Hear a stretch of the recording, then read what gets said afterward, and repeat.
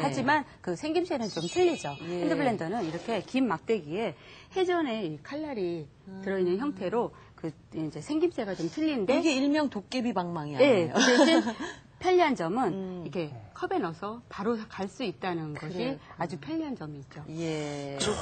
그렇군요. 그리고 또 여기는요? 이 주석인데 이거는 순간적으로 회전을 해갖고 그 찌꺼기하고 가위를 분리시켜주죠. 그럼 녹즙기하고 주석이는 어떤 차이점이 있어요?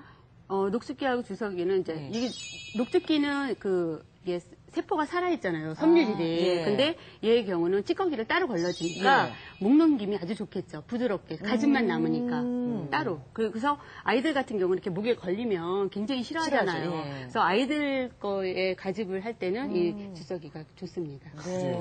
아니 뭐 주부께서 이렇게 직접 생활에서 쓰는 어떤 그 살림용품들을 말씀을 해주시니까 이것도 좋아 보이고 저것도 좋아 보이고 다 좋아 보여서 뭘 어떻게 사야 될지를 잘 모르겠어요.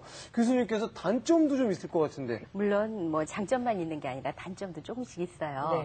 사실 이제 유사한 역할을 하거든요. 저쪽에 있는 이제 믹서는 우리가 스탠드형 믹서라고 그러잖아요. 저런 건 이제 고정이 되어 있어서 좀 편리하죠. 그리고 이제 한꺼번에 조금 용량을 많이 할 수도 있다는 이제 장점이 있는데 사실 저 기계에 장착되어 있는 모터가 강력 모터입니다. 강력한 모터가 돌리다 보니까 영양소 파괴가 생기게 된다는 거지요. 그래서 영양소 파괴도 되고 또 사실 저것을 세척하려면 들어서 그 유리 통째로 막 닦아야 되고 불편하거든요. 그래서 그런 불편한 점이 있어요. 근데 그걸 이제 해결해 보자고 이쪽에 이제 우리가 가볍게 이용할 수 있는 믹서가 있습니다. 그래서 블렌더라고 여기가 핸드 블렌더라고 이름 지어서 나온 거죠. 뭐 일명 도깨비 방망이라고 말씀하신. 근데 그것은 요리를 할 때 아까 주부님께서 말씀하셨듯이 필요한 뭐 컵이나 이런 데까지 가지고 가서 갈 수가 있거든요. 그러다 보니까 단점으로는 내가 이걸 들고 다니다 보니까 이제 팔에 무리가 갈 수가 있고요. 그런 단점이 있고 또 하나는 대용량은 저걸로 곤란하다는 거예요. 그래서 내가 어느 정도 용량을 조리를 할 것인지를 판단하고 구매를 하시는 게 좋을 것 같고요. 또 똑같이 즙을 활용하는 두 가지가 있지 않습니까? 그래서 여기 주서 같은 경우에는요. 이 주서는 아까 말씀하셨듯이 굉장히 거르는 장치가 잘 되어 있어서요. 쭉 완전히 즙만 나오게 되거든요. 그러면서 이것도 역시 마찬가지로 이 원리를 따지면 우리가 세탁기에서 빨래 짜는 원리예요. 그래서 이게 원심분리 원심력을 이용해서 하는 거거든요. 그러다 보니까 즙은 아주 맑게 잘 나오지만 그 과정에서 회전되는 데 발생하는 열 때문에 역시 영양소의 파괴가 나타나게 된다는 거죠. 그렇습니다. 그다음에 이제 그 부분을 이제 해결하려고 만들어진 게 녹즙기예요. 그래서 요거는 이제 강력하게 회전하기보다는 맷돌 원리로 약간 저속으로 한다. 그래서 영양소의 파괴를 덜 한다는 그런 취지로 만들었어요. 그런데 사실 주서보다는 착즙량이 작아지는데요. 착즙량이라고 하는 것은 어떤 것이냐면 이제 얘로 이게 이제 당근을 갈았을 때인데요. 당근 하나를 집어넣고 갈으면 과즙 그죠? 액체가 나오는 것을 우리가 착즙량이라고 하는데 요것은 지금 녹즙기로 갈았을 때에 나온 찌꺼기예요. 수분이 조금 더 있는 것 있죠. 같아요. 그리고 이쪽에 있는 거는 주서로 갈았을 때의 그런 찌꺼기로 나오는 것이에요. 이거는 굉장히 보슬보슬한 느낌을 주시죠.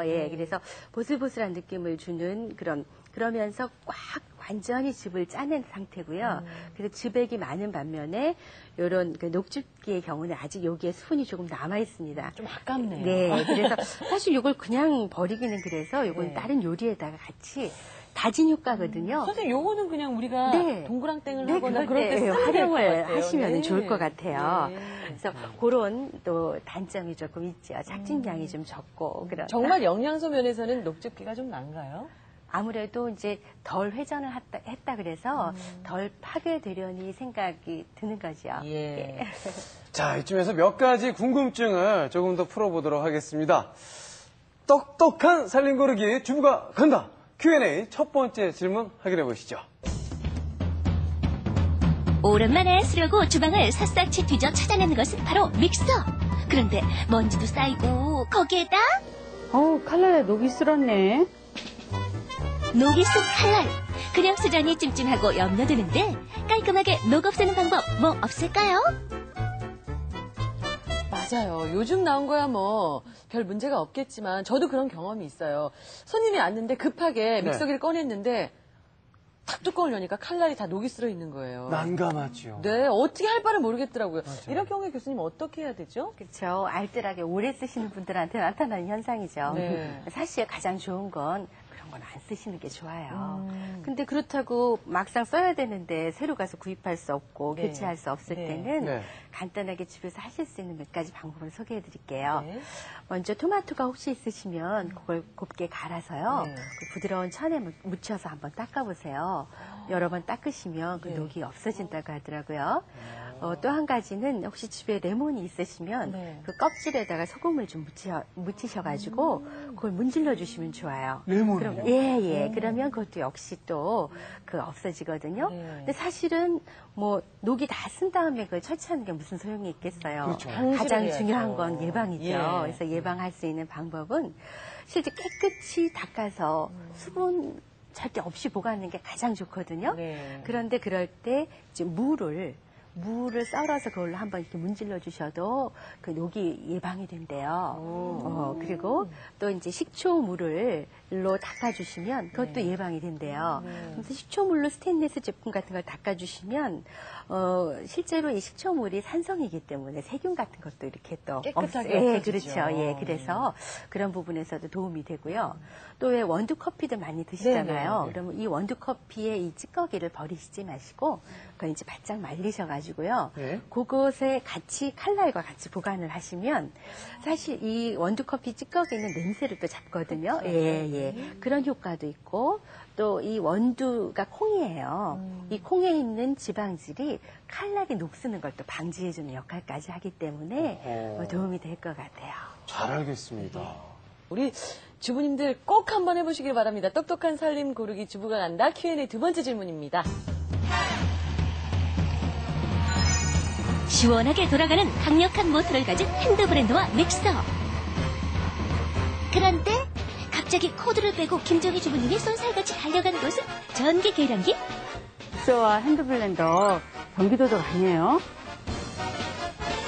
믹서와 핸드 브랜드의 전력 소비량 얼마나 되는지 궁금해요. 맞습니다. 우리 주부님들 걱정이 어떻게 이렇게 똑같은지 몰라요. 그 강력하게 모터가 돌면서 전기세가 많이 나올 거야. 그리고 아끼게 되잖아요. 그러다 보면 또 나중에 녹슬고 있고. 어떻습니까, 주부님? 예, 그래서 알뜰한 주부들을 위해서 전기 요금을 계산하는 방법을 제가 알려드리려고 해요. 아, 그런 방법이 예. 있어요? 네. 그래서 예. 일단은 전기 요금을 계산하는 방법은 전력 소모량 곱하기 그 사용 시간, 예. 그다음에 사용 기간. 예.